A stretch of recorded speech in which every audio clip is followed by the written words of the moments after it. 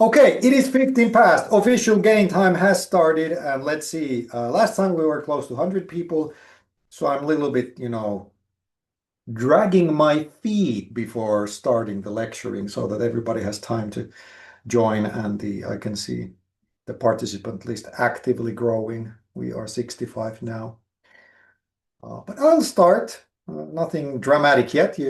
Latecomers can catch up. And just a reminder of the cocktail for the 1st of May celebrations, your recipe for success.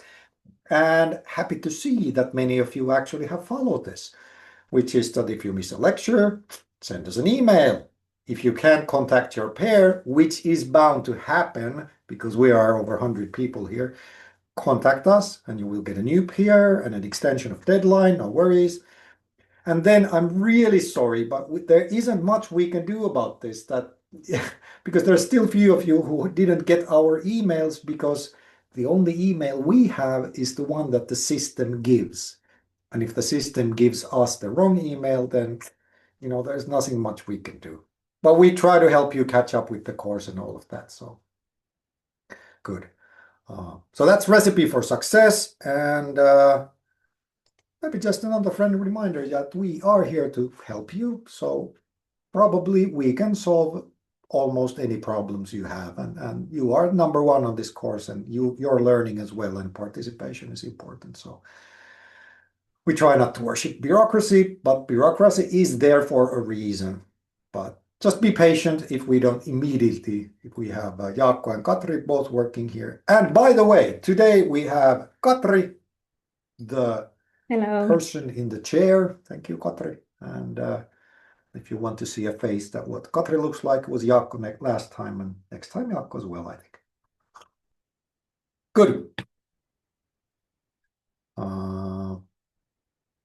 What was this course about? Yes, here is the course. So remember, last time we talked about lenses and uncertain landscape. Today, it's about transformations. Course is facilitating change, and the context is typically organizational change. So let's have a look at organizational transformations. And as you might have noticed, Jari is not here today, so I think we just need to manage without him. But before digging into today's theme, let's have a little bit of quick reflection from exercises that you did last week. And thank you for returning them. Interesting to read. I did go over all of them, but honestly, I did not read every one with, deep attention because there were so many of them. But first, couple of things, just kind of administrative things, or maybe not, but just, about the exercises. Return the reflections. That's actually the stuff that I read. I am not that interested, or we are not that interested in actual things that you drew, which was nice to see, but the reflection is the part that we are interested in. And second, some of you missed this, reflect on the tool. In this case, it was the context onion tool. You're not reflecting on the kind of the content. In this case, if the other person described their work environment or ecosystem or business environment, yes, it's interesting that you reflected on that, but that was not really the point of the exercise. The point of the exercise is the facilitation tool. And and just keep in mind, this is a facilitation course, so the stuff we make you do is always about facilitation. Then, like I said, a lot of really, really good answers, really good assignments. Some of them okay good, some of them less good. But most of them, I really appreciate that you have made a lot of time to do that. And just to highlight and give a shout out to Kaisa and Ismail, I think these were really, and the others, look at the good examples. I mean, good text, good thinking, but not like pages and pages. Just quality stuff that it takes about 60 seconds for us to read and figure out that. So which you think. Well, thank you again, Kaisa and Ismail. And what else? Here are a couple of quotes I picked up from your answers, and I think they were really interesting and maybe shed some light of the things that why we made you do this tool. So the first one of you said, in my eyes, the reflection emphasized that the tool is most effective when used to draw and talk together. The act of sketching makes abstract thoughts visible and sparks deeper conversation. Excellent. that was pretty much the point of the exercise, to realize that, hey, even a super simple tool like this really can facilitate the main point, which is that you actually draw something and then you start a conversation. And of course, the drawing and the setup kind of focuses the conversation, that you're not just talking about whatever on the planet, but specifically about this thing.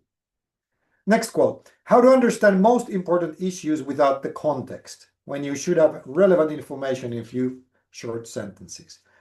Another excellent point, and I will come back to this later, because what was missing in the exercise actually was that we did not give you kind of a context for the exercise. I mean, you were not the other person's boss, you were not their colleague, you were not their customer. So what was actually lacking and kind of intentional was that, why are you doing this?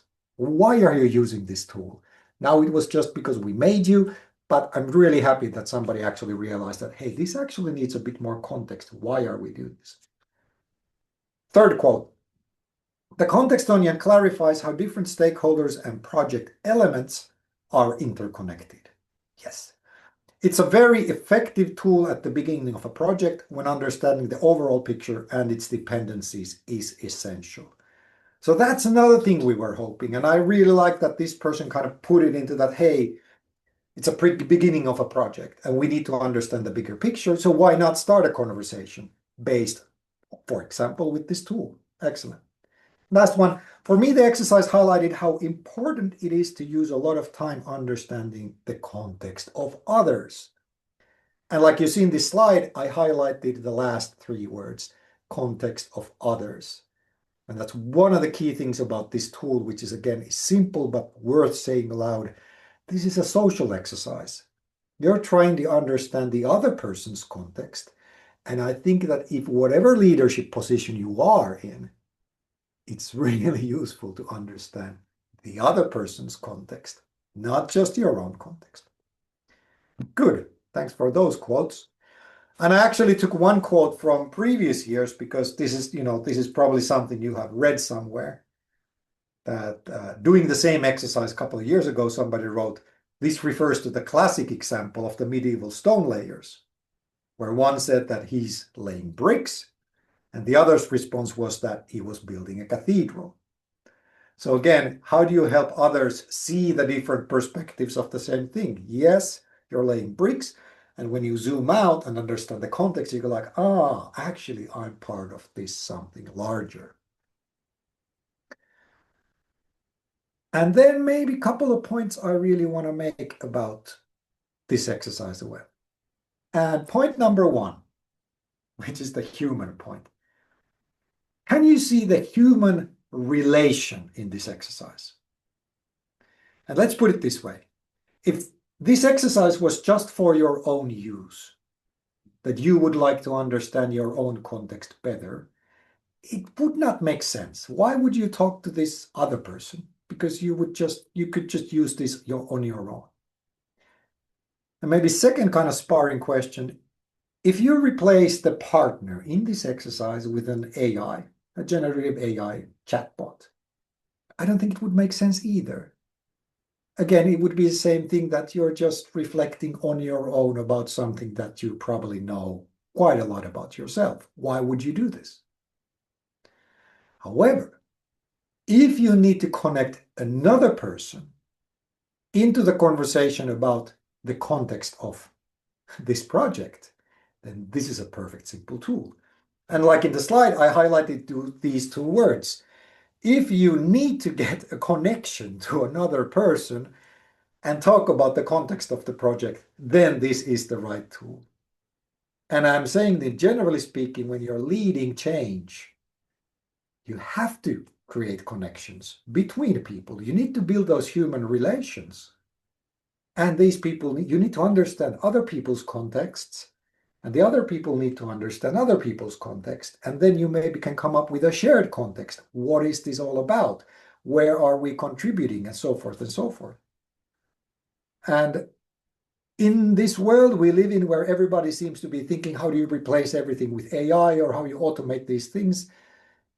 I'm kind of hoping you can see that this was a small moment which just simply does not make sense to replace with AI. if you need to build human connections into a particular context, I mean, just adding a type doesn't make sense. You need to talk to the other person and understand how they see the context. Good. A more simple way of saying it, the tool was not the point of the exercise. The conversation was the point of the exercise. And another one thing I want to highlight is that, of course, now when you did this and looking at your reflections, there was a difference how you did approach this exercise. Did you think that this exercise is a tool to discover the whole picture with all details? Because some of you made the correct point that, hey, this doesn't go into the details, or, this is so superficial, or this is kind of simplified, that why are we doing this? Well, if you were expecting that this tool will paint you a perfect picture of the world, then that was kind of wrong. Because actually what I said last time kind of hinted towards this, that this tool is actually to make a useful simplification together with the partner. That this tool actually helps you take away the complexity and really think that in this context, for that other person, this is what I'm going to say. You're cutting corners, you're simplifying because you are trying to explain it to this audience. Or to put it kind of in summary, I hope the lessons learned from the exercise once was that the onion is a simplification. Of course it is a simplification. That's the point of the tool. It's helping you to simplify. And if you need to simplify things, you need to leave something out. And to know what to leave out in this conversation, in this project, in this PowerPoint, you need to focus and prioritize. I'll include this, but you know what? I'm not going to talk about that at all. And for you to be able to focus and prioritize, you must know why you are doing the exercise. So this is exactly what I said earlier on. We did not kind of give you a reason of why to do the exercise. So this kind of hopefully now that for those who made it, it kind of surfaces that, what's your agenda? Why are we having this meeting? Why are you drawing these circles? What does actually happen afterwards? What's the impact you're aiming for? Why are you drawing the onion? And last but not least, what is the change that you are facilitating? So really highlighting, of course, when it comes to leading change, what is your agenda? What's the impact you're aiming for? Why are we doing this? What's the change we're facilitating? And yes, we did not ask those answers questions yet, but hopefully it kind of started surfacing these questions to you while you were doing it. Is this more than just a simple exercise? A couple of maybe examples and before we move on to the next one. So, some of you might have had those who are degree students put like, okay, my context is that I'm a student here, I'm doing this exercise, it's part of this course, and this course is part of my master's degree. And then maybe that actually showed you that, hey, actually, that's not an organization. That's not an organization where you're just kind of putting the different things over here. So like the quote says, there certainly are some layers and context in students' life as well, but the benefits from this exercise might be higher in a work-related setting. Yeah, because there you actually probably have a context where you need to do change. Another example. Let's take this course. There's you. The next layer is you and your pair. Next layer is everybody in this course, or the course participants, and the next layer is everybody in this course. This is an organization. Yes, definitely we can see there's humans and we have clustered ourselves in smaller units. But there's no agenda for change here now, is it? I mean, your role in this course, you could go and say that, well, the idea is that I change myself by learning, but we're not changing this organization. No, there's no need to change it for this course. So really kind of highlighting the fact that, this tool works really well when you have an organization and you have some kind of agenda for change. You want to change in this, and that's why you need to map the context. and not just the context, but the many different contexts of other people and so forth. So this is really powerful when you need to see. This is also kind of, if you don't have an organization, this tool will quickly show you that, hey, something's missing. Or if you don't have any agenda for change, you're kind of going like, yeah, you know what, there's something missing here. Good.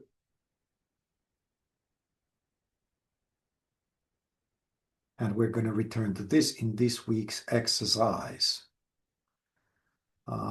Maybe one more thing before moving forward. Because one of the things that popped up in the reflections was that, like I said, some of you said that, hey, this is like simple. This is too simple that you can't see the point of it. Which is kind of that saying that, hey, if you thought that the tool in itself somehow magically, like a magic spell, will create the results, then well, maybe you had a lot of expectations in it. But actually what the tool, and I was happy to see that in some of the reflections this happened, that the tool kind of faded into the background. And you realize that, hey, we're actually having a really good conversation. Even perhaps with a random person you have never met before, and suddenly having a good conversation, whether it's about change, whether it's about the organization, whether it's about your job.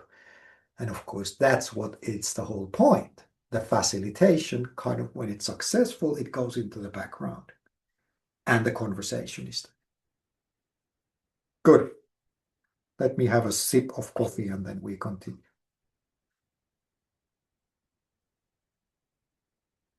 And Sami was asking, do you get any feedback? Well, here you go, Sami. That was the feedback. There's just way too many of you that we would provide individual feedback for everybody's. But every week we try to kind of, having gone through the exercises, kind of bring a summary of this feedback and kind of themes that popped up and so forth. So I hope that this answered partly your questions. Good. And still a few reminders from last time's lecture and from Jari. Remember, we talked about taking a step back, being aware of the different lenses to organizational reality that we have. That, organizational reality, I guess the key word here is contextuality. That there's no single truth, but everything is relative contextual. That from this context, it looks like this.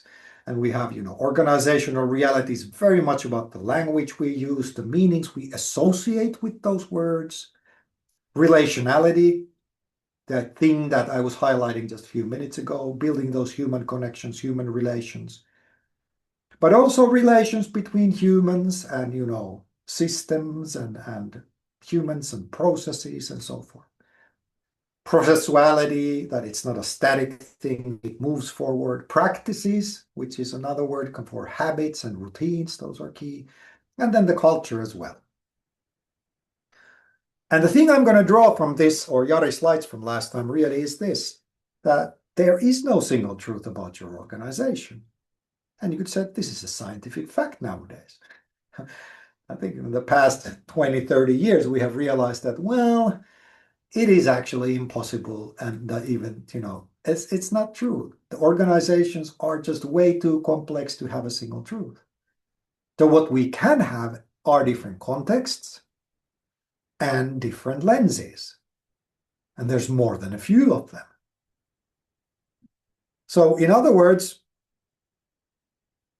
what is an organization really? If we try to change an organization, facilitate some kind of a change, maybe we should stop for at least a few minutes to think about what is this thing we're trying to change. And again, echoing what Jari was talking last time, is an organization something that you can objectively measure and analyze from the outside? Yeah. Or is it something that's socially constructed and maintained as long as we have shared meanings and actions? Meaning that, for one morning, all the employees of this company just make a decision that, hey, this company doesn't exist. Then it wouldn't exist, now would it? Yes, there's a truth in that as well. We are kind of acting like this abstract thing exists. Or is it both? Which kind of brings me to the next list of bullet points, is that, is organization the language and the terms, departments, teams, units, or is it the processes, projects in an organization? practices, routines, habits, ways of working, relationships, networks, connections. Or maybe it's the stories, the narratives, the monuments, the artifacts in an organization. What about the IT systems, the CRMs and the ERPs? Are these the organizations? What about the rooms, the walls, the seats, the physical kind of components of the building? And then last but not least, the people, of course. And the point being is that there's no single answer. It's all of them. But it really depends whose point of view, at what point of time, and in what context are you looking at this? So, for example, let's say that you got a new employee and they've been there for 1 week. From their perspective, from this context, the organization looks like this, which might be very different from another employee who has been there 20 years in a totally different position. Who is right, who is wrong? It doesn't make sense that saying that the other one is right or the other one is wrong. Oops, that kind of goes out of slide. But this begs the question, what would you start changing? If this course is kind of about changing an organization, where would you start? If organization is all this? Make where would you start? Put in the chat. Let's have maybe a couple of answers, just for those who have the keyboards ready. Ourselves was Ismail. That was fast. Yeah, that's a good one. What about next? Goals. I guess, Johanna, you're saying that, you would tell what's the objective, what's the goal, what are we aspiring for? Good. Out of this list, what else? Now we got the shared goals. Where would you change the organization then? Would you start changing the language? Stories is maybe the goals, visions. Processes, yeah, processes and culture, absolutely. And again, there's no right or wrong answer. It depends, doesn't it? It depends on the organization you're about to change. For some company or some organization, it makes change, let's start by changing the terms we use, the language. And for another, it could be that, let's go and change the recruitment process. And that would make sense, the first part to change. Exactly. So Sanna, you put it there right where it depends, doesn't it? But that's just to highlight that there's not a right answer to this. Which brings me to my next point. Don't let this paralyze you, of course. Even though if I'm saying that organizations are so complex, so rich, that you can never ever understand them fully. Not a single human can do it, not even AI. You can still be calm, you can still be rational, you can be analytical about it. But just don't make the mistake that you can reduce an organization into one truth, so to speak.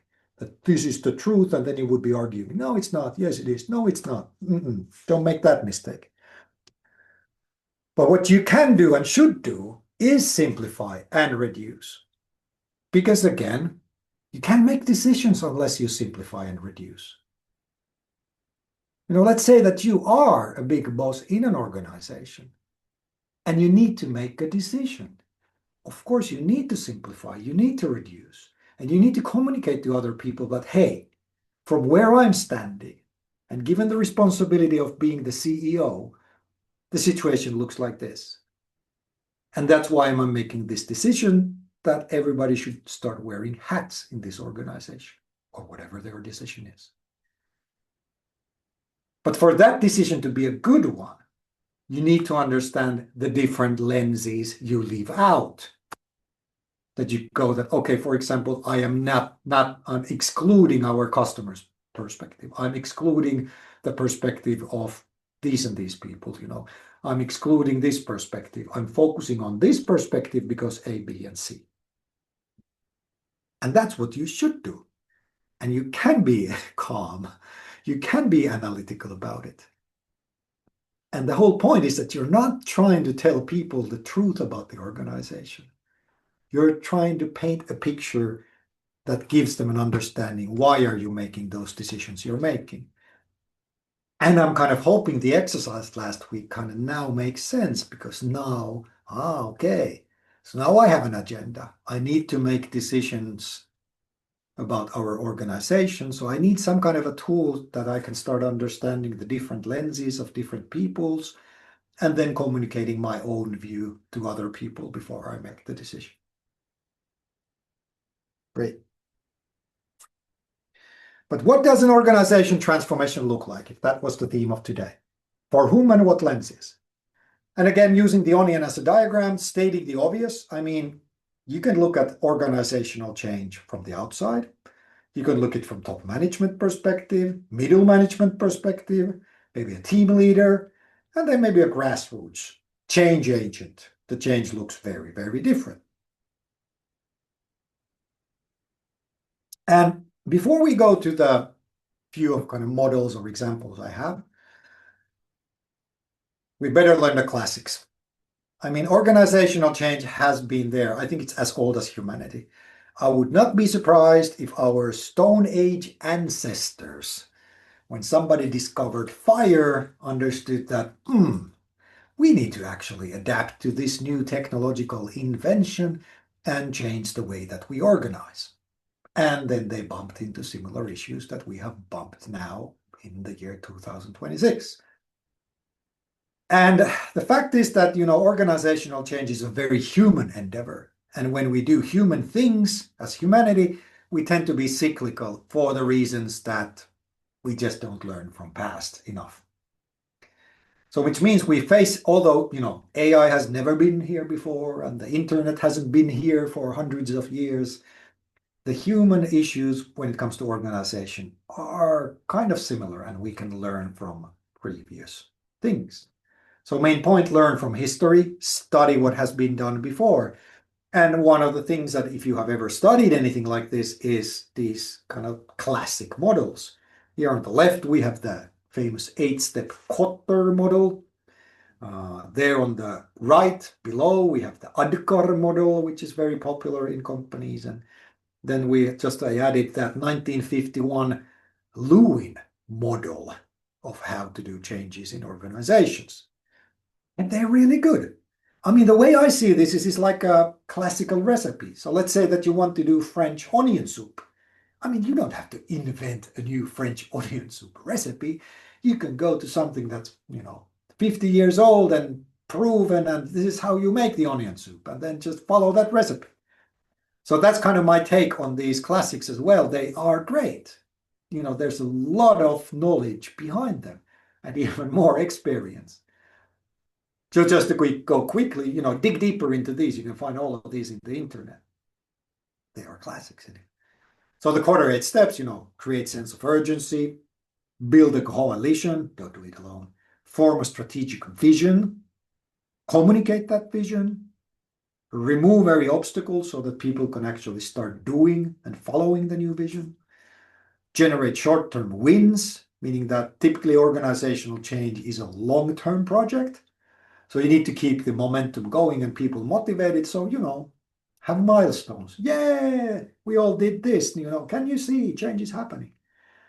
Then once you get those gains, you need to sustain them.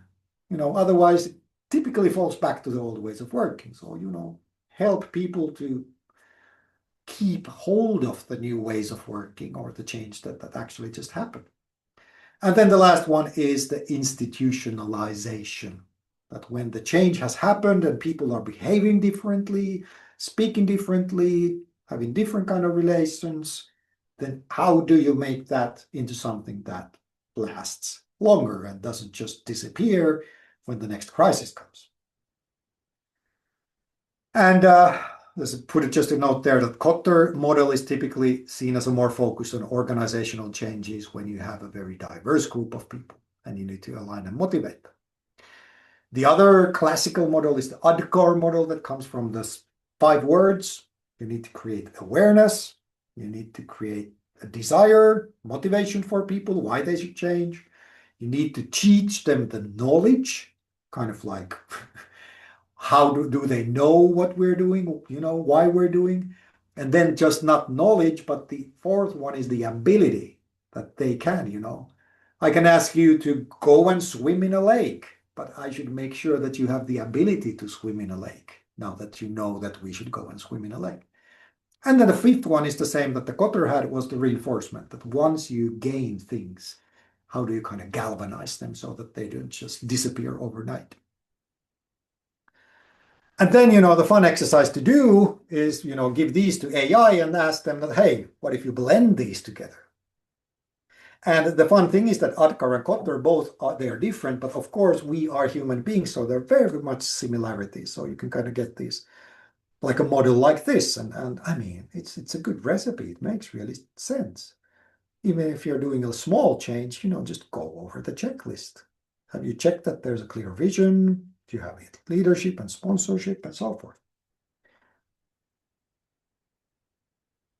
And if you remember last time's lecture when I talked about uncertainty, it's kind of ironic, but in this course, and I'm going to come back to that soon, is that we actually start from this point, that we start by changing the culture. That's a wholly kind of makes sense, but it's a bit different way of approaching this. And the reason is this. Because you could just go that, okay, why don't we just use these models? Is there anything wrong with them? These are the classics, French onion soup is great. Why don't we eat it now? And I'm not saying don't use them. They are great frameworks. Use them all the time, of the course. However, here's a point I'm making. Remember this third classic I had in the picture, the Lewin Cartwright model from 1951, which is pretty much that, hey, let's unfreeze the organization. Then we change it, and then we freeze it again. Now let's put that into some contemporary spices, if you will. So, let's put that model into these fast-moving digital landscapes, uncertain global politics, decentralized decision-making, or, continuously changing strategies, or just continuously these data feedback loops that more and more organizations are having. And then we can start kind of seeing that, hey, actually that model does not work. And this is kind of the same problem with Kotter and Adkar as well. They assume that organizational change is that you unfreeze, change, and freeze. So they're assuming that there was a stability A, and now we just need to reorganize ourselves to stability B. But of course, that's not true, because what if there's no stability? What if your organization is in a world where global politics is changing quite rapidly, which is causing the supply changes and markets, and the economy is not predictable anymore? So you need a model or thinking where you are in kind of constant change. And that's, of course, I just added this kind of checkbox that use these models, but also if you are in a very volatile environment, just maybe start paying some attention to this, that first of all, the change isn't linear, especially if you're a big global organization. Change happens different times at different parts. Change is constant. It's not a project. That was the previous slide all about. There's no time to fail big. So organizational change cannot be something like we do this once and it takes 3 years. And then if it was wrong, I mean, that would be a catastrophe. So you need to do something small and you need to learn all the time. Training is great. What are you educating? Culture is the key, and how to take that account in the beginning. So kind of what I'm telling, kind of summarizing these classics is this, that absolutely read the classics and sometimes even use them. But if you remember that picture in the middle from last time, John Shook's diagram, if you kind of combine the culture approach with the classics, then you have best of both worlds. You have the great stuff, the basic stuff. This works all the time. This is a good framework to start with. But also you understand that, hey, sometimes change actually happens from bottom up. You go where the action happens. You go to the practices, you go to the routines, you go to the individual grassroots people. And this seems to fit nowadays quite well, because organizations that, they are becoming more autonomous. You're giving more responsibility. Remember that picture from last time? It's, you need to let people start making more and more decisions themselves. And how do you align those people? Well, you align them with the ways of work. But the last point is that this requires leadership. This requires somebody to balance between these two ways of thinking, or maybe combining them as well. Good. Then time for the first example. Let's take a sip of coffee. Still 10 minutes to go before break. So no hurry. So let's give an example of kind of transforming company culture from the outside. So the first lens we're looking is an outside perspective, just to shed light on this. And like I said, you remember this kind of dawn picture, this anti-Taylor vision, where individual people are taking responsibility, grassroots, responsive organizations, agile cultures, and so forth. Well, here's a kind of simple maturity diagram that I did way back with a couple of my colleagues when we were doing company transformations in a consultancy. And this is actually using a typical model of how change happens in societies. And it has kind of 4 levels that we have. The first one is that typically in an organization, not of course like a very small one, but medium size already, you probably have this, that you have people who are enthusiastic. They want to do things differently. They see the need for change and they probably have good reasons for it, but they don't necessarily know that other people exist. So they're kind of disconnected from each other. And then something happens and these people find each other. And it starts gathering mass and kind of these air pockets that, hey, whoa, yeah, I've been thinking about the same. Let's start using this tool, for example, or, let's start doing this in our organization. And they kind of get unofficially organized. And maybe the top management starts seeing that, hey, these people are doing something that I was thinking that we should be doing.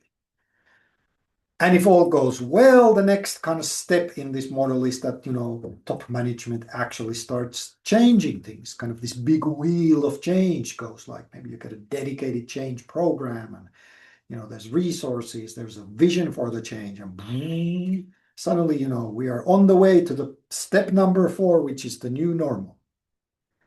And at this stage, you have a lot of tools that you can use, you can have a surveys with people that, what are you thinking about this? What are you thinking? What is the general feeling? You need to define a vision at some point. And then, of course, when you're actually starting a transformation program, that's a well-known job. And then you got, you design the program, you get the governance models, pilots, and you think about scaling up. And here's an example from many years ago from the Finnish broadcasting company Yle. I was not working there, but I was working with people who were driving this change. So I was kind of, as an outsider perspective, watching this. And the story fits this model quite well, because this was already 15 years ago when they started thinking about digitalization and streaming of the television services.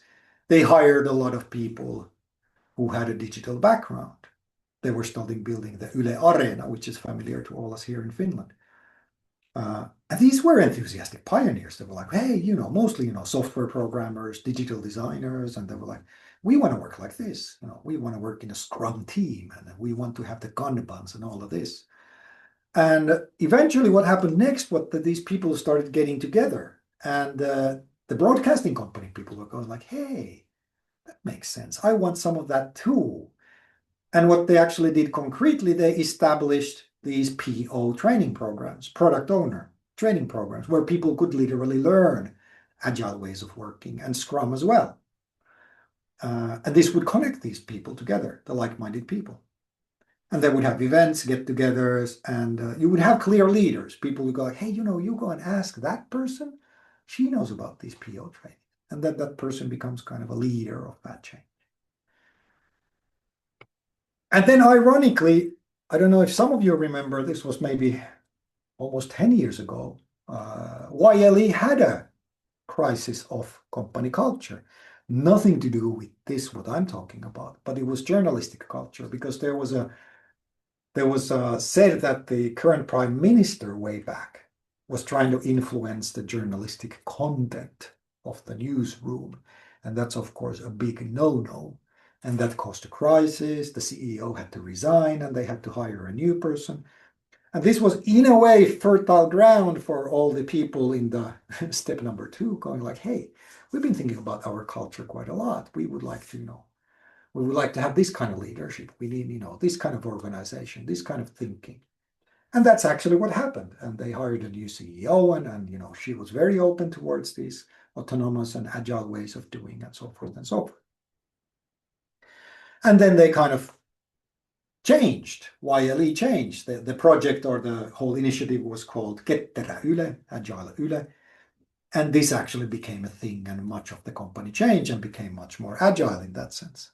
I don't know if there's anybody from Yle here or who has worked there, but maybe you want to confirm this in the chat if you have worked there. Yeah. So this is the same slide again. But if we put this slide into the Kotter model, so kind of looking at the Kotter model, what happened here, we can see that few things did happen. Definitely this was Kotter step number 1, a little bit of step number 4 as well. The second was definitely steps 5, 6, 7, and 8 happening. But pay attention, steps 2, 3, and 4 have not happened yet. And only when kind of the top management started the big wheel of change, we would get steps 3 and 4. And the lesson of this little story is that, yeah, we can have the Kotter model, but real life seldom goes as planned. And this is another example of, hey, that actually things happened in a non-linear fashion. I quickly have another example to show you, which is, I'm not going to name the company, but a very similar thing. This was 15 years ago, and I was involved there as a trainer and a coach. You had those digital pioneers, people who wanted to do things differently because the internet and digital and smartphones and whatnot. And then you would have these trainings and consultants coming in, and there was initiatives going on, and there was a acceleration program for new business models, and that's where I got involved. But then there was a small wheel of change. Somehow, for reasons which I don't know because I was not in those rooms, it did not gather critical mass. And it kind of withered away. The enthusiastic people, some of them got frustrated and left the company. And then they went back to the old normal. But the fun thing, if you can see the small arrow, it went back because 3 years after this, I found myself at the same company again. And some of the people were same as last time. And we were going like, wait a minute, we have been here before. We have done the same thing. But this time, actually, the change happened. Because maybe for reasons that I don't know the details, now the top management was open to this. Or maybe there were good reasons that why they now actually made a big change.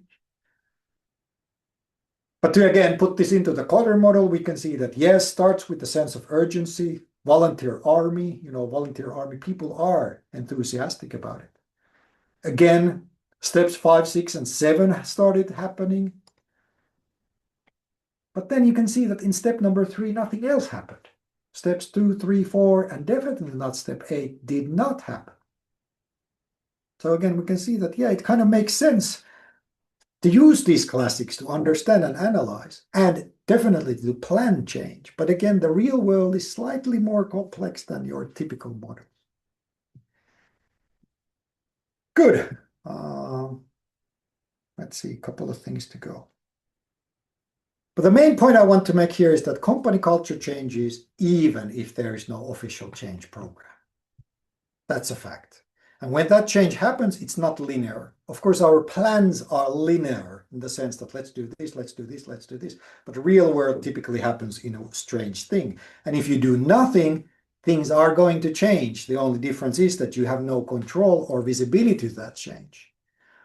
And the one thing I want to leave you before going for a break is that, if you could design an organization honestly, from scratch, clean slate, empty table, you would not design it inside out. You would not start thinking about how do individual people, like pioneers, and how do I change them, and how does it grow from inside to the whole company. Of course you wouldn't. You would design it outside in. What is the purpose of our company? Who are the customers? What are the markets? Again, you would start from the onion from the outside in. And what is the actual business domain?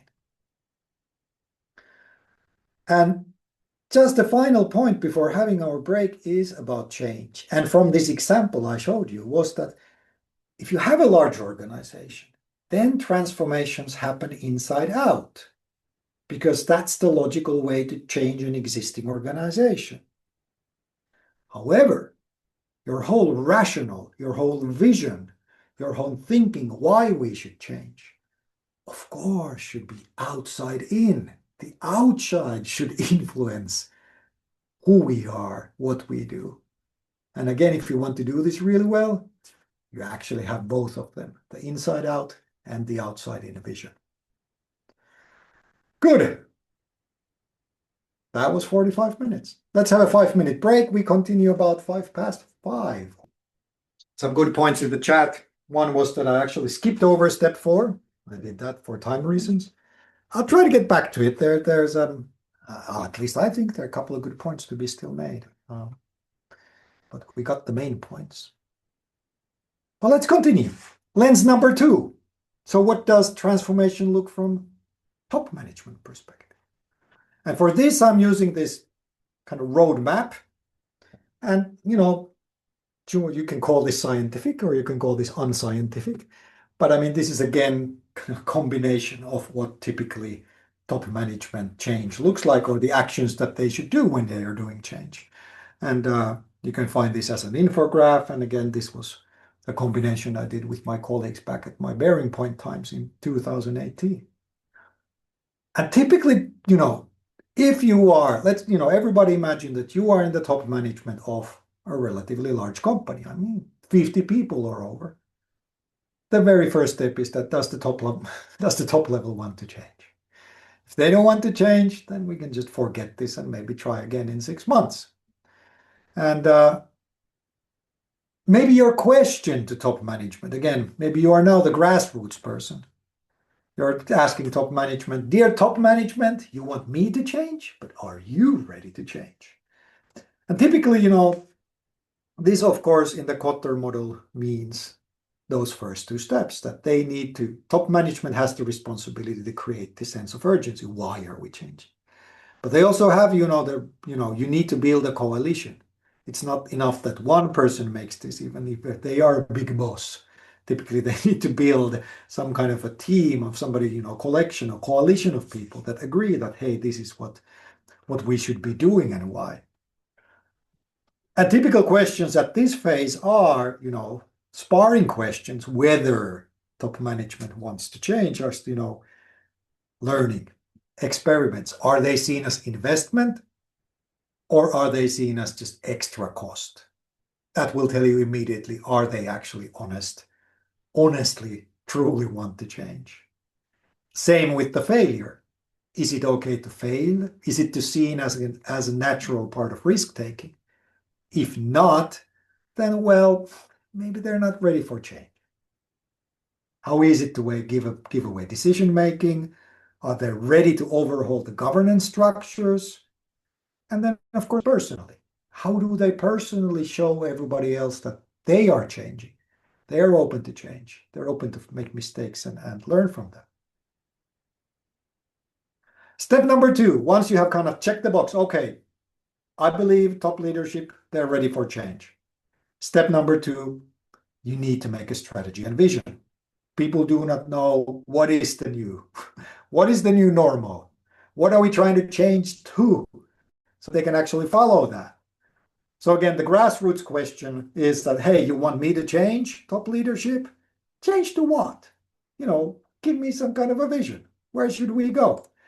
And in the Kotter model, obviously, this is steps 3 and 4. You need to have a strategic vision and you need to communicate it. It's not enough to have a PowerPoint. You probably need to have a dialogue and conversations and listen to people and maybe even update that strategy and so on. The typical questions at this step are, how is the whole domain changing, your industry? And who is changing it? Are we changing the industry? Is somebody else changing it? What do our customers want to become? How are they changing? How do we fit into that change? And what makes us unique in all of these changes? Why should we exist in the market? And what's our stance? Are we the ones who are going to shape it? Or are we the ones who are going to follow the other organizations that are going to shape it? And what are we going to do? And are we intentionally not doing some things? Because remember, we need to prioritize, we need to focus. That was step number 2. Basic stuff, by the way, but typically kind of forgotten in my experience when it comes to organizational leadership and change. Step number 3, supportive structures. Remember the Kotter model, Atker model talk about kind of sustaining change, reinforcing change. That's what's in the Atker model. So again, you as the grassroots person might be going like, hey, you want me to change? How will you support that? Maybe I can change, but it's not just me. It's the whole system. Will the system support me in my change? So in the Kotter, it's really, I think, number 5. How do you remove obstacles and enable action? And in practice, this means stuff like this. The decision-making principles in our organizations. Are they supporting this new way of thinking, new way of doing? What about our goal-setting principles? OKRs or, whatever is their way of creating objectives. How do we measure success? If success is still measured in the old way, is it really possible to start working in a new way? Which is really about the governance models, governance structures, portfolio support. For example, how do these encourage experimentation? Of course, the worst case being that they punish for experimentation. But I guess the typical case is that they're not really encouraging either. But if you really want, for example, your organization culture to be more experimental and innovative and creative, then your governance models should really push people to do it. Okay, so we got leadership wants to change. There is a strategy and a vision. We're going to change the governance models that are going to encourage the change. The 4th step is capabilities and competencies. And this is just, are we capable of doing this? If we look at the systems and the people we have in the organization, can they do this? My example of swimming in a cold lake. Can they do this? We can't ask them to do something that they cannot do. So again, your grassroots question is, hey, boss, you want me to change? So you mean that I need to become something new? Is this a fundamental change for me, my skills, my professional identity, and so forth? And of course, in the Kotter model, well, actually, it's not there now, is it? It might be step number 5. But now, if you remember Adhikar model, that's actually very much about this step. It puts a lot of influence on people having the knowledge and the people having the ability to do things differently. So, typical questions at this stage is kind of like systems. Our systems, IT systems or any physical systems, factories, they are capabilities. So which ones we make a decision to keep and which ones we will overhaul and why? Recruitment, a huge way of changing the capabilities of an organization. So what's our strategy for that? Training, education. Those of you who are working, this course is capability building for your employer now, isn't it? How do we train people that they have the ability to do things? And, keywords like design, lean, agile, DevOps, nowadays maybe AI.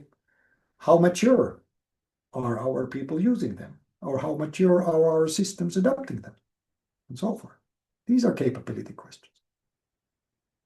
2 more to go. So next step is that you got the capabilities, you have planned all this, and people are ready, they have maybe taken the trainings. Where do you start? Well, you probably start with a pilot. Some kind of, you don't ask everybody to change immediately whole organization, but you start with a project or something like that. And the reason I have a picture of penguins here is that there's an English or American English expression of a first penguin, which means that supposedly penguins are on a ice shelf like that, and there's fish in the water, but nobody dares to jump because there might be predators, killer whales. So they're waiting for the first penguin to jump. And when the first penguin jumps, the other penguins look, did that penguin survive? That penguin survives, they will follow. So remember, the first penguins. So who are the ones who will first try to do things? So again, your grassroots question is, hey boss, you want me to change? Well, what are the first steps to take? And how do you encourage me to take them? There might be a killer whale if I go and do things differently in this organization. In the Kotter model, it is, I would say, mostly this. It's the number 4, the enlist the volunteer army. So you need to actually have people voluntarily doing things differently. That's very powerful. But also number 6, that you generate these short-term wins, that, hey, take this step and, this will happen, and encourage people, incentivize them, and so forth. And typical questions here might be that, how have the teams adapted agile ways of working, design thinking, lean startup philosophies, and when you have those spearheads, when you have those people doing things differently, do you give them something important to work with or something that, it doesn't matter if they fail? Because remember, everybody else is watching these first penguins. So if you're the big boss in a company and you're telling that, we're going to be this AI native company. And then we have this team A, and they're going to start using AI for 2 months in a radically different way. The rest of the company is going to be watching. If you give them something strategic, something important, something critical, they know that this is serious. But if you just let them play around and nothing happens, then they know that this is not serious. This is just innovation theater. And last point here, how will you communicate all of these things? That becomes super, super important, which kind of brings me to the last step of this model from top management perspective, that as a top management, you need to think that how do you scale up from those individual one penguin? How do you make it that you get more penguins jumping into the water? And then, of course, how do you organize the change? Again, your question to the boss, hey, boss, you want me to change? You gave me the first step.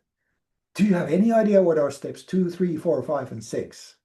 So that everybody changes and we collectively become something different. And of course, these are in the Kotter model, these are steps 7 and 8. So how do you sustain the little changes that have happened so you can build on top of them and you can learn from them and you can communicate them? And then once you get enough people, a critical mass of doing something, you need to start institutionalizing them. And that's, of course, where the governance models, IT systems, everything, those are fantastic ways of institutionalizing behavior and thinking and relations and language and everything we started with. So my list here is that kind of, planning. The top management needs to plan how will you communicate the results? How will you communicate success? Small wins. How do you keep on communicating? Why are we doing this? This is taking our focus away from everyday tasks. Why are we doing this? Second point, have you really gathered the learnings for those first penguins who jump into the new way of working? Are you really listening to them? How does this go? What are they thinking? How do we scale this up to other people and so forth?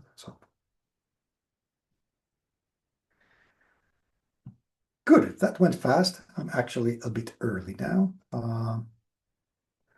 We could have the breakout room. Katri, are you ready for the breakout rooms if we're slightly early from the schedule? Yeah. Or you're ready, but we could actually now go back to the slides that I jumped over. Any questions or comments while I dig out the slides I had to skip before the break? You can just put into the chat.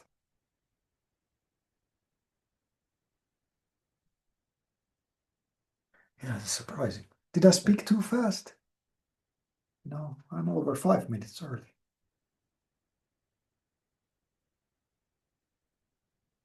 I'm still waiting if there's something coming to the chat. But meanwhile, actually, I can go to this slide that I skipped over. Remember this?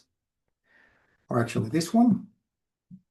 We had the YLE. the broadcasting company model, and step number 4 was missing.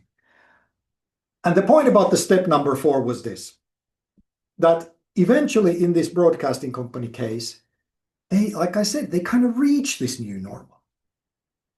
They suddenly had a lot of people working in an agile way, working in a very digital way, and it became like a cultural thing because enough people were sharing the ways of working and thinking.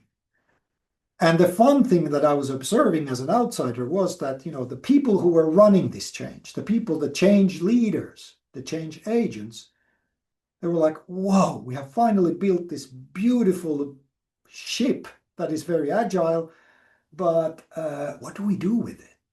Where do we go?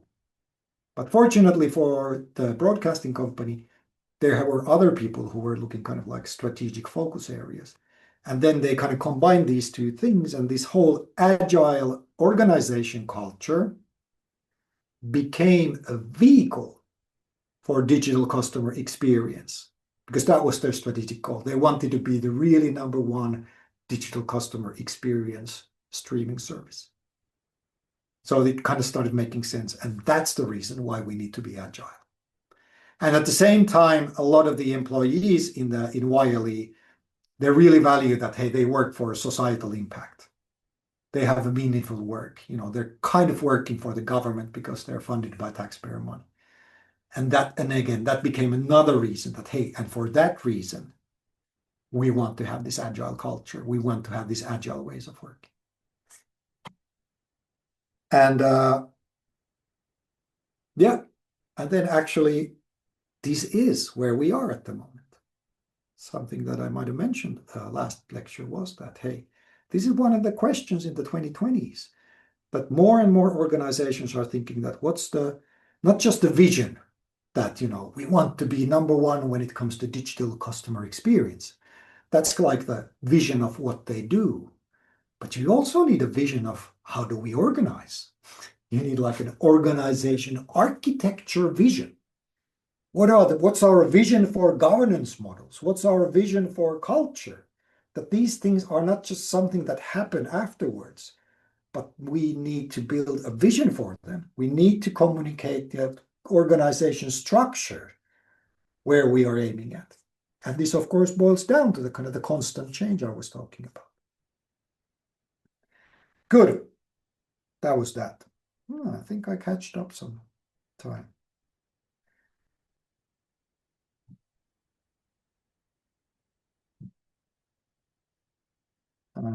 Eva is asking the name of the 1 to 6 model. I don't think it has a name. It is just something I've been put together and using for many years. I think it has you can check it. It was there we go. The foundation stones of cultural transformation. I think that blog post about it still exists in Bearing Points picture, in the Bearing Points blog, or if you just search for it, my name and that topic. Good. Let's go for the ready for the breakout rooms.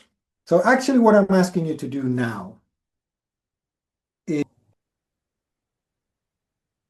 feel free to copy paste your notes to the chat. And let's see if we can. I answered Marco, your question while you were in the breakout room. Marco was asking that, don't we need leadership support before? No, I mean the other way around. Don't we need a strategy? Is that you first need to check whether leaders are actually desire to change. Do they really want to change? And once they want to change, then they do create the vision for the change, because they're the responsibles for the vision and the strategy. So check first that are they on board, and then their responsibility is to do and create the strategy.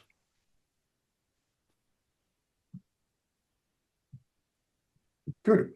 I'm just waiting for if there are any. Good. Culture differences, hierarchy plays a role. That's a really good point. What else we got? Goal is always not visible. Yeah, that goal setting, that's not easy. Let's not, think that it is actually easy to describe the new situation we want to change to. Me and Sami discussed a lot what is change and how to define the change. Yeah, I think that's pretty much, if I at least to me, that is kind of like describing the change and why we're doing it is not trivial either. It's a communication thing. It probably requires a lot of dialogue. Happy that at least you two gentlemen talked about it. What else we got? Change leader, more important top level commitment, and it is sometimes difficult to get. Absolutely. Yeah. But always kind of begs the question that, if top level is not committed, then why are they asking to do? Are they just delegating this change but not ready to change themselves? Some tough questions there. What else I'm going to just randomly pick? What might be hard? Too many goals to aim towards is hard. Absolutely. How do you simplify? How do you prioritize? Not yourself, but again, a leadership question that, hey, we got the AI transformation, we got the sustainability transformation, we got the customer centricity transformation, we got the, I don't know, agility transformation. That's already 4 transformations in our company. How do we prioritize? Please, leadership, can you clarify this? That's typically can be a problem.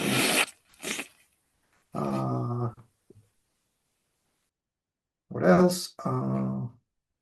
Sharing the vision and creating a safe environment to share doubts to tackle them appropriately. That's a good point as well.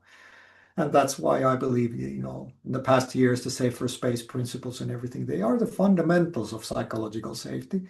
And psychological safety is the fundamental for people to actually change and change to happen. So that becomes actually very business critical. So much. Let's have a couple more.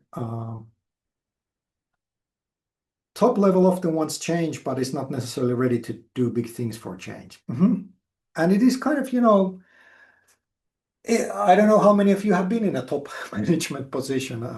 I haven't really been in a big company in a top management, but I do understand it's a tough position to be. So, for example, let's say that you have your board of directors and they want the company to be profitable with these and these criteria, and at the same time you see that, okay, we need to change this. So, they are typically in a tough position to kind of how do they balance between, because kind of everybody has a boss they need to answer to, and even the top management has to deal with that. So, that's where you can see where good leaders are and how do they balance this, how they communicate this, and so forth and so forth. Good. Thank you very much. I will save all of these chats, and I don't know what I'm going to do with them, but I have all of them saved nevertheless.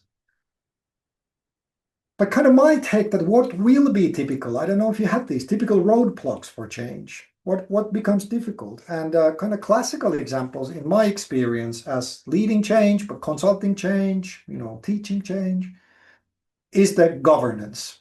And that's why I have this picture of police here, is that there might be a desire for change, there might be leadership support, but if the pipes and plumbing of the organization don't change, and by pipes and plumbing, I mean the governance models, let's say reporting models, career progression models. If they don't change, then it becomes really, really difficult. I also put there the valuation models. So by valuation models, I mean the models that your organization has when they try to estimate the value of something. That's what valuation model is, isn't it? So, how do they calculate? Let's say that you want to start a project where you're going to radically use artificial intelligence to do whatever you're doing. Somebody needs to kind of evaluate that, okay, what are the benefits of doing this and what are the costs of this? Now, if the benefits are very abstract, they need some kind of a model of figuring out the kind of the return of investment here. Now, that's a valuation model. If your valuation model is very kind of Excel type number centric, then it's very difficult to start doing things that have much more qualitative and abstract goals and success criteria. So that's why valuation models actually matter quite a lot. Other one related to this is the budgeting cycles. I mean, of course, budgeting cycles mean that you kind of fix things until the next budgeting cycle comes. Now, if your budgeting cycle is once a year, then your clock speed is kind of once a year. And it, once we set that this is the budget I'm going to give you to do this, then kind of pretty much that's what you have to do until we renegotiate it again. But not just the budgeting cycles, but kind of the principles of budgeting. Why are you given this money? Is there money to be given for experimentation, for, spearheads, pilots, hiring penguins or whatever? The next thing I have here is that discussions. Any change you want from people requires them to digest the information and, importantly, especially in this facilitation course, to discuss, to have a dialogue, a conversation about this. Do you have time for people to do this? Is everybody in their homes remote working? So there's nothing like this in this picture that they, might sit down and have a conversation. Hey, what did you think about that, PowerPoint? Or, how is this change affecting you? Or, hey, show me how are you using the generative AI in your work? If there is a culture that, having discussions at the coffee table, that's not proper work, we should go back and do proper work, then we might have a hard time of actually getting change done, because people need to have a dialogue, digest, discuss, and then kind of change might actually happen. And then one of the governance models I'm highlighting here is that career models. Do they support, for example, constant learning? Do they support risk taking? Do they support, maybe failures?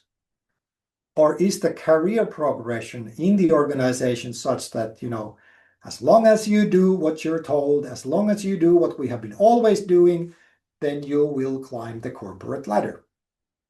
Again, a great example, I think, about the pipes and plumbing of an organization. I mean, if this is not encouraging new ways of working, then we might have a problem again.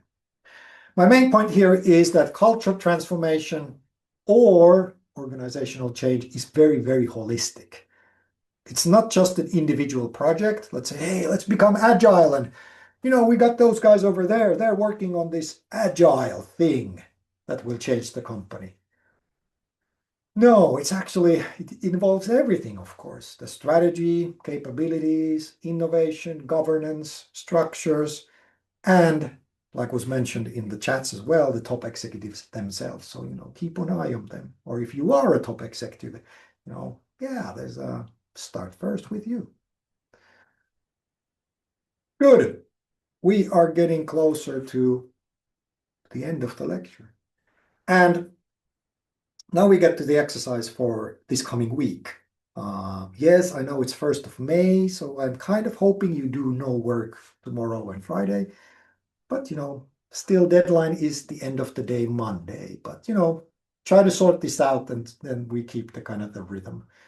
Maybe you do the pair exercise on Mondays.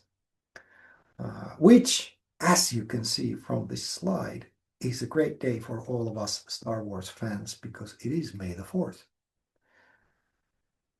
Here's the exercise. So if last time we had this context onion, which was more static description of the larger context of your work and your project, now I'm asking you to draw what I call this a temporal onion, meaning that is the time dimension, before, during, and after. So here's my explanation.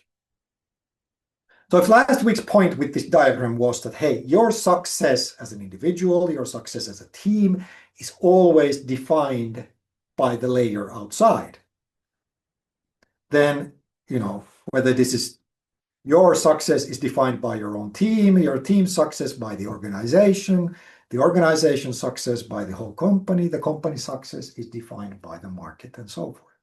And like I said, the context onion is a static thing. It doesn't take time into account, and that's perfectly fine. Keeps the tool simple. And it doesn't really imply change now, does it? It's like a snapshot of the current context or that conversation that you're having. So how do we draw it into a timeline? Well, kind of using the same diagram in a simple way, because you understand that, hey, your project, your work, the need or the kind of the demand for it comes from the outside. And once you have done your job, the impact also kind of happens outside the project. So if we take this project as our focal point, there's stuff that has happened before the project, and the impact of the project happens after the project is finished, which is again that the success of your project is defined outside the project. And I'm kind of hoping this is very simple, actually, when you see what I mean. But the point is that you are never in a vacuum. It's always, this goes, we can use fancy words and say that, hey, your project is contextual. Your project is situational, which is another way of saying that you are never in a vacuum. And, it has to be a project. It can be just your individual work that you're doing. It comes from somewhere. It has a past. And if your work is impactful, then the impact typically happens somewhere else than your work, than your project. And again, your success is defined after your task is done, maybe somewhere here in that visualization. So how do we plan for that larger context? Again, I'm kind of hoping this is super simple. So here, let's say you have your project. Again, maybe your mental state is that, hey, I'm going to do this exercise on Monday with my pair. What is my project I'm going to use here? Well, you know what? I'm going to use that project when we, did something and something for our football team, for example. So you got the project.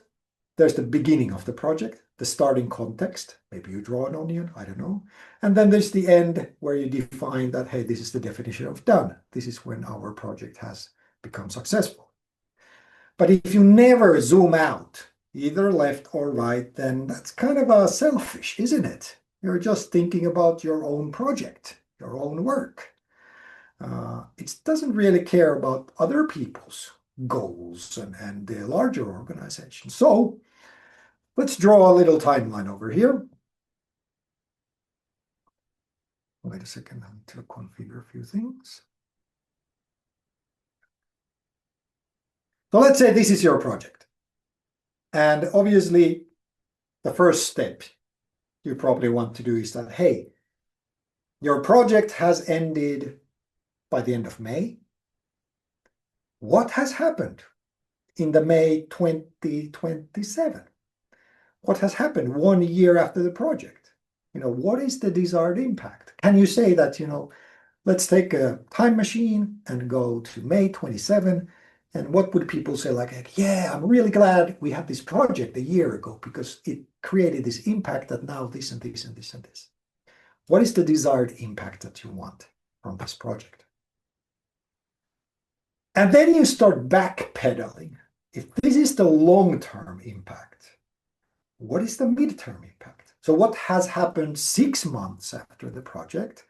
And again, backpedaling or backtracking, then if that's what has happened, that's the desired impact after 6 months.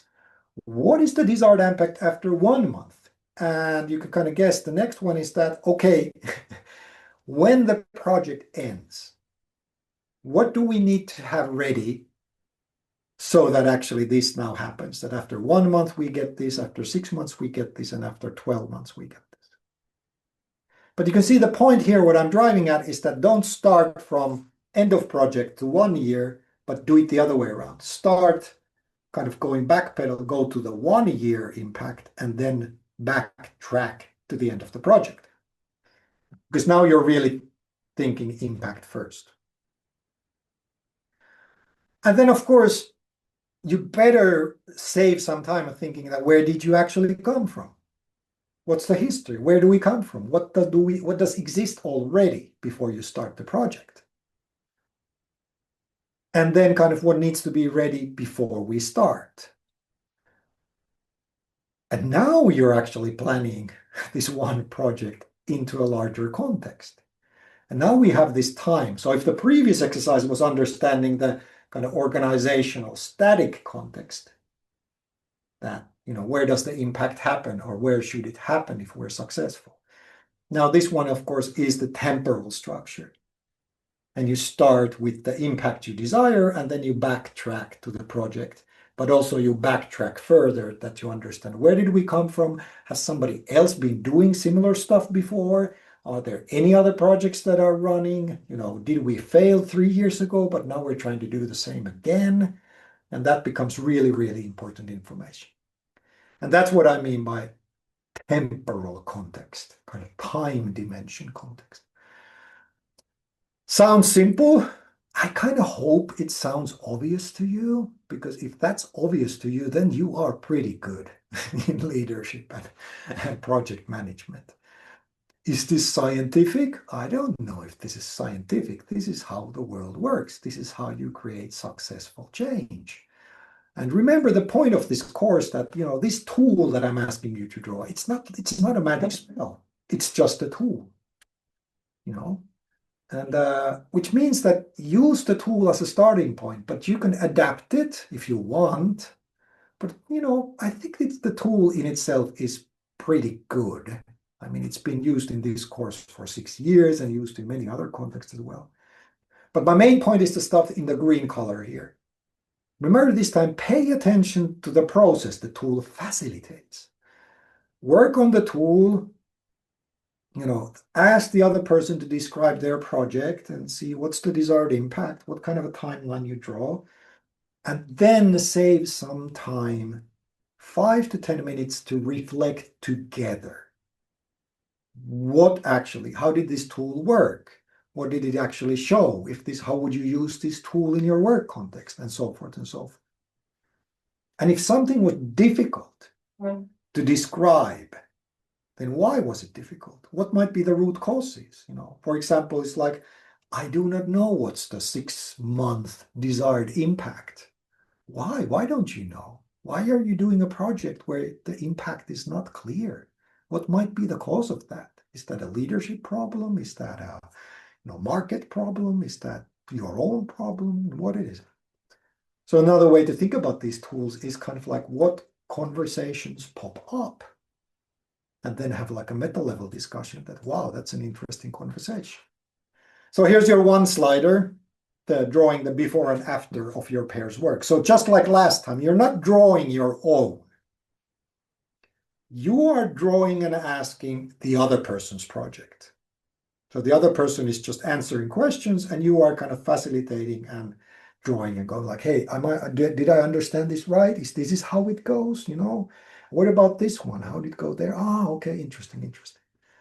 So what is their current project? It can be the same as last week, and it might be beneficial to have the same as last week. Ask all the questions, draw the before, during, after, and then switch roles. Remember, just like it says, don't draw your own project, the other person draws yours. And the key is that you make sure you understand the other person's project. And that is critical, because there was somebody who kind of commented that, hey, I'm still kind of young, I don't have the work experience, I might be asking simple questions. Well, that's exactly what we're looking for. The other person, if they cannot simplify their own work to pretty much anybody in this course, then do they really understand the core of their own work? Can you really simplify and communicate the key points of your own work to another person? That's the point. And then reflect together. Last time in the exercises, it kind of looked like that some of you had made the reflections yourself. But I'm much more interested in that you have this conversation and then you write the bullet points together. And you can have the same bullet points as a pair, because that just means that you came up with these together, and that's perfectly fine.